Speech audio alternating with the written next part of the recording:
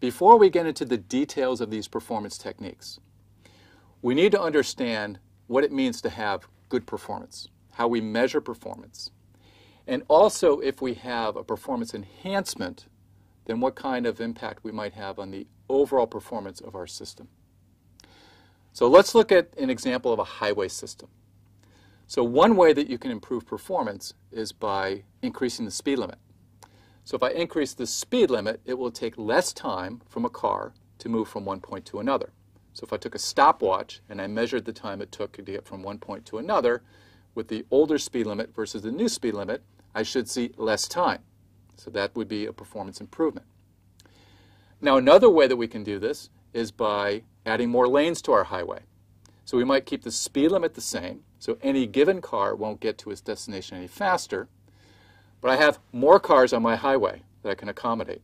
So I have a higher what's called a bandwidth or throughput. I have more cars passing through a certain stretch of my highway system in a given time. So that's also a way that we can measure the performance of our highway system. Now, computer systems, we have similar measures. So we have one what's called execution time. So this is the time to run a single program. And that's, of course, an important measure. So I want to run my programs fast on my smartphone so I get a fast response as a user. But another metric that we can use is bandwidth.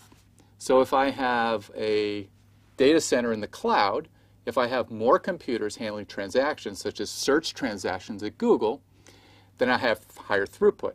I'm getting more of those transactions happening at the same time and getting them done in the same unit of time. So we have both execution time and throughput as measures of performance in computer systems.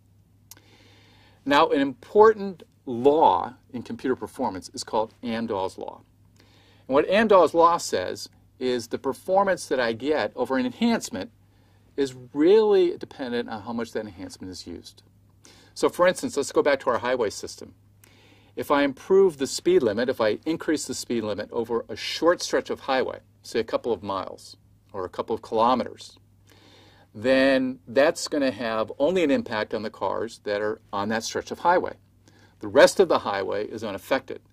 And so the performance improvement I will get will be limited by the number of cars that use that stretch of highway.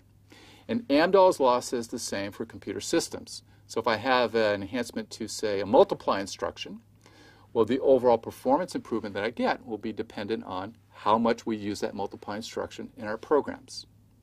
So at the end of this module, you'll understand these aspects of computer performance, how we measure computer performance, how we look at relative performance, what kind of improvement that we get, and also this concept of Dahl's law. So let's get into it.